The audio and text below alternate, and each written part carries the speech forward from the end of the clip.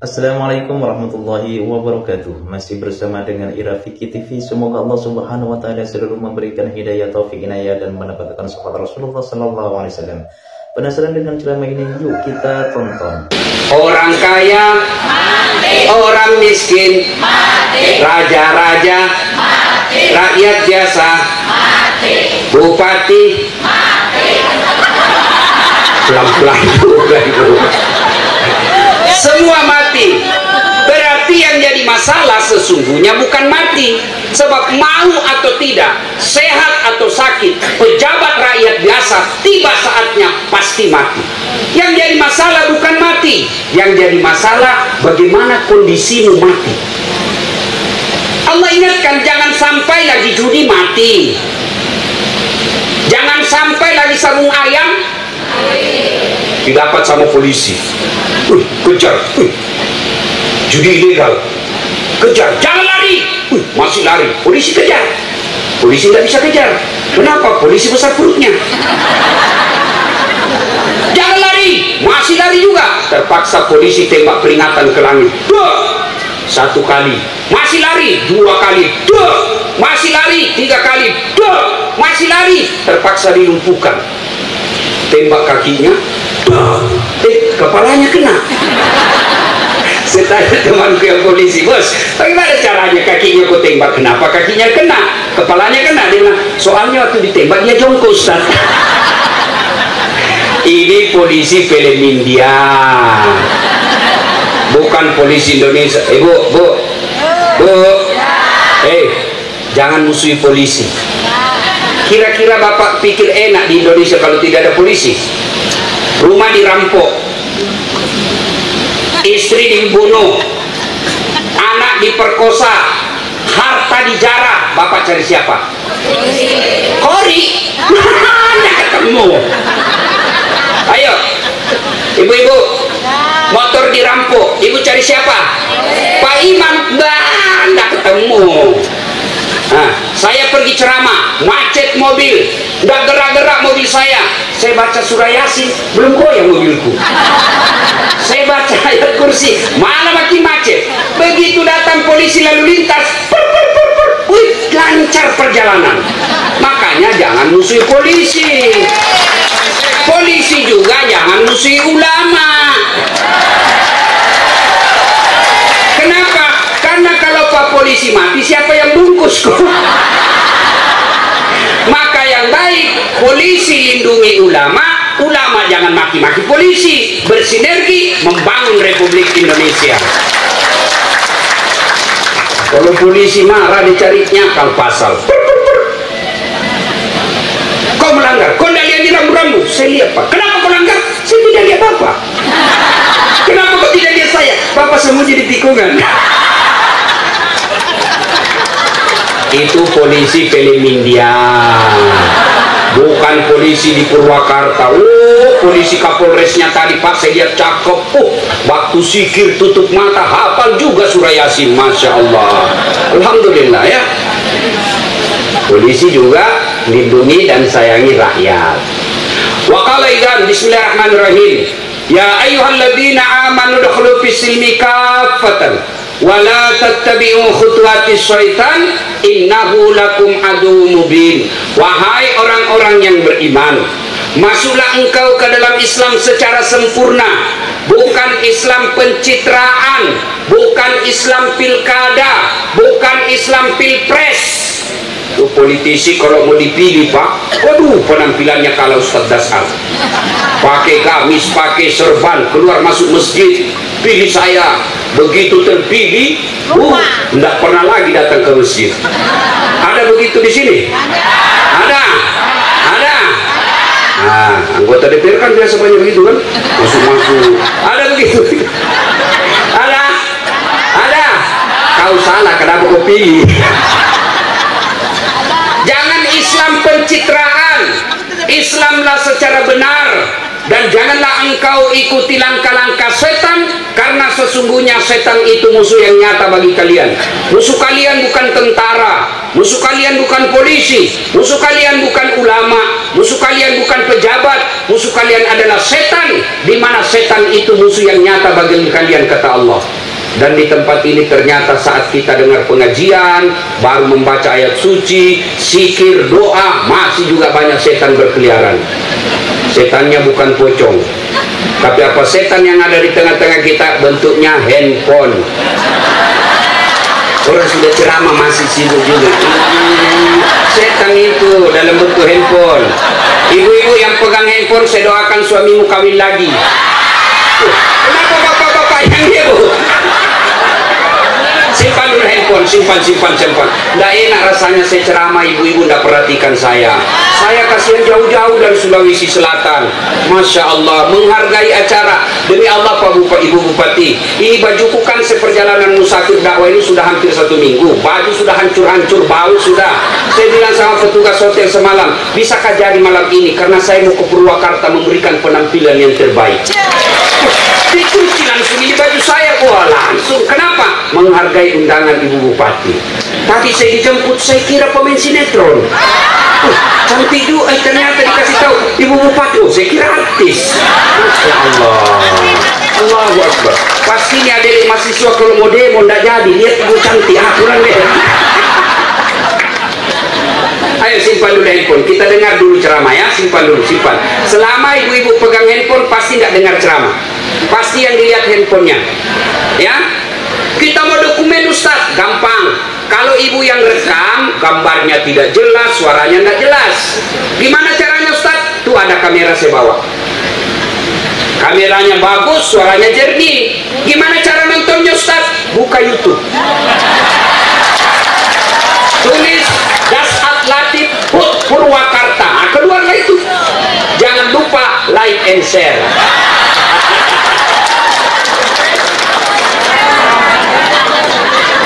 Bu, kalau kau follow artis apa kau dapat?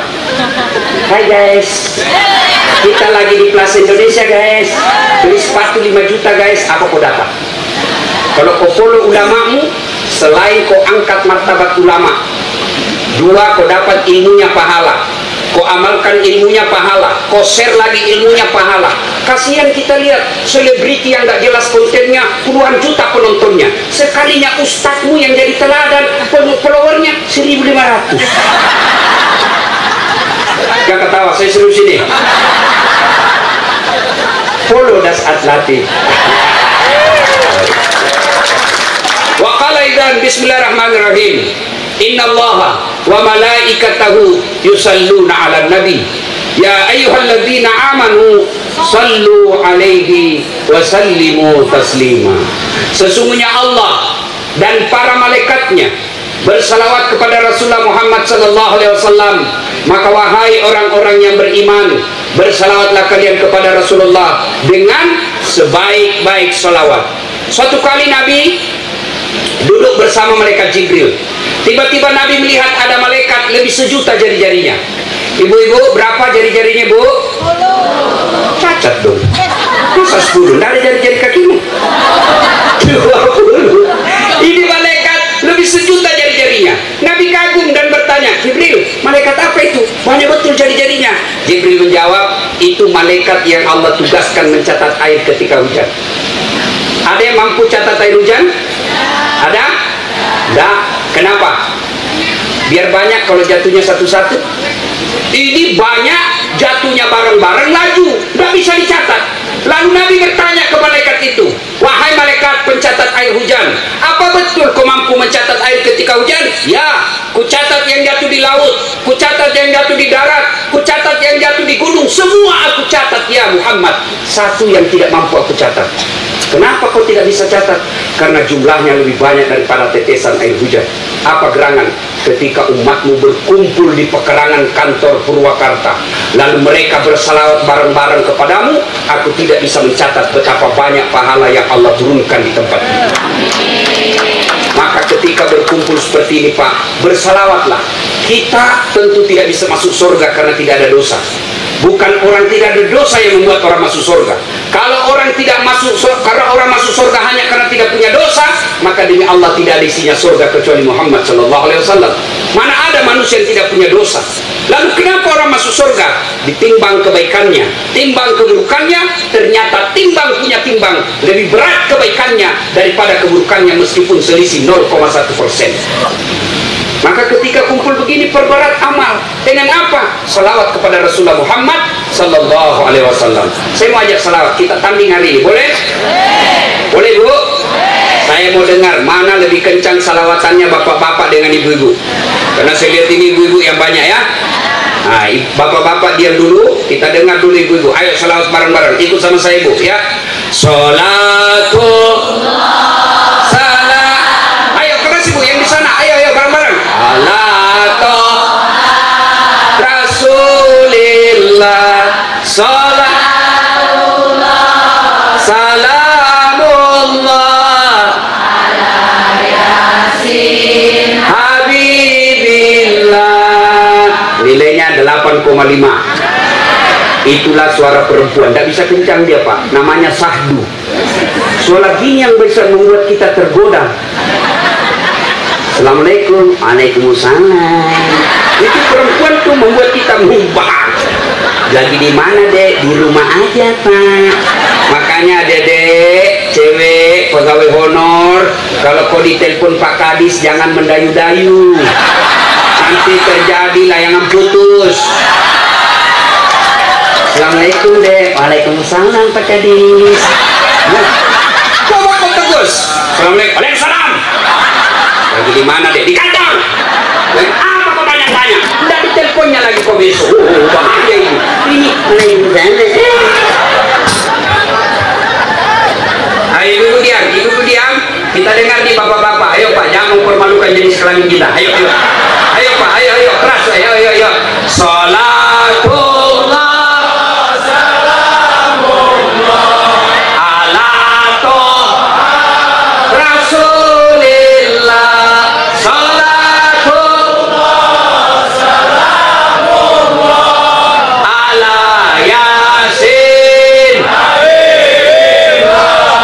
nilainya 8,9. Ngomong saya. Sekarang ibu bapak diam, kita dengar Forkopimda. Cocok itu ya, Forkopimda. Sekda, Pak Bupati, Pak Kapolres, Pengadilan Agama, Kajati, Dandim, ada dia di sana. Nah, ayo bapak-bapak, dia lihat juga saya di sini melalui TV. Ayo Pak, ayo jangan mempermalukan tentara dan polisi. Yuk, sholatul. Itulah pentingnya masyarakat menyatu dengan Forkopimda. Baiknya dia ada di sini supaya didengar. Tidak muat Ustaz, berapa banyaknya di sana? Kalau di sini supaya masyarakat juga melihatnya. Nah, cuma lain kali ya. Ibu bapak, saudara-saudara sekalian, nah, ayo kita bareng-bareng semua. Ayo semua. Perempuan, anak-anak, lelaki, bapak-bapak, ibu-ibu, yuk semua. Salatullah salamullah ala toha rasulillah. Salatullah salamullah ala yasin habibillah. Pelajaran pertama, ternyata tadi ibu-ibu teriak salawatan nilainya 8,5, bapak-bapak 8,9. Kalau gabung dua-duanya, laki perempuan, bapak adik semua, suaranya menjadi 100%. Artinya kalau mau maju Purwakarta yang pertama, hilangkan sekat-sekat perbedaan. Tidak ada Jawa, tidak ada Sunda, tidak ada sipil, tidak ada polisi. Semua kita masyarakat Sunda bersatu. Timur Tengah Pak, Bapak Ibu tahu Timur Tengah, Arab dan sekitarnya, satu aja bahasanya Pak. Satu aja bahasanya, rasnya cuma satu, Arab. Sekarang Syam, negeri yang disebut dalam Quran kacau balau. Kenapa? Karena perang, karena perbedaan pendapat. Itu satu bangsa, satu bahasa. Kita Indonesia Pak, Bugisnya, Jawanya, Sundanya, Manadonya, Bataknya, Maduranya, pasti lebih gampang kita dipecah belah. Karenanya modal kita membangun persatuan. Kenapa biasa kita berpecah belah? Satu, karena isu-isu politik. 2024 di depan mata, maka politisi jahat mulai memanfaatkan isu-isu agama, mulai memanfaatkan isu-isu etnis, mulai memanfaatkan dan mencari simpati dengan isu-isu sara. Karena paling gampang kalian ditarik perhatianmu ketika isu agama dijual. Maka saudaraku, silakan kau berbeda politik, tapi jangan kau berpecah belah. Sudah tidak saatnya orang Islam dibodoh-bodohi politisi. Sudah tidak saatnya bangsa Indonesia kita dibodoh-bodohi dengan isu ras. Mari kita bersaudara. Tidak ada enaknya orang rusuh, tidak ada enaknya orang bertengkar. Mau bukti? Coba lihat sekarang. Efek Pilpres 2019 sampai sekarang cebong kampret belum menyatu. Para Jokowi Prabowo sudah adem-adem.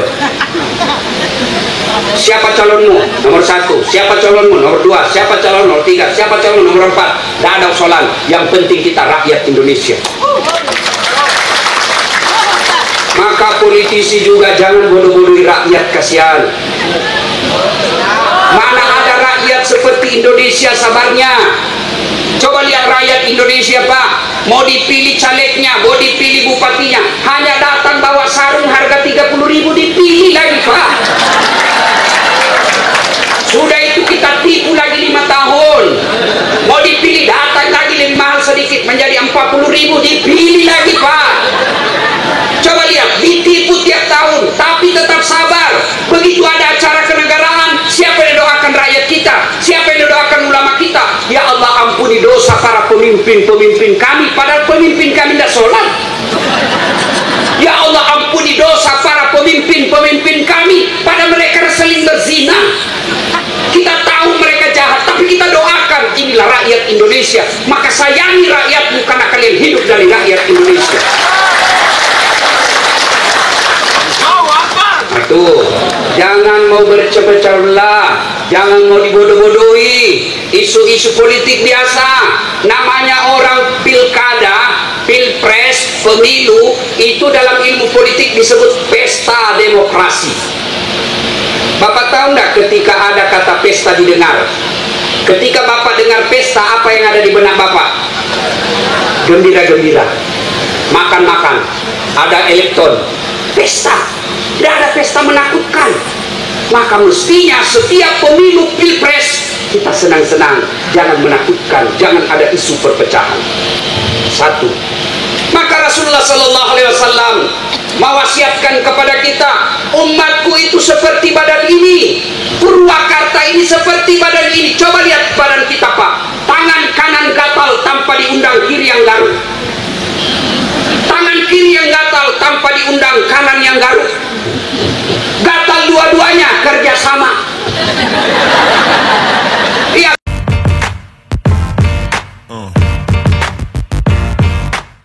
Alhamdulillah sudah mendengarkan ceramah ini. Semoga ilmu yang didapat barokah dan bermanfaat, dan kita semua selalu diberikan kesehatan, diberikan kelancaran rezeki, dimudahkan segala urusannya. Amin Allahumma amin. Sekian, terima kasih. Assalamualaikum warahmatullahi wabarakatuh.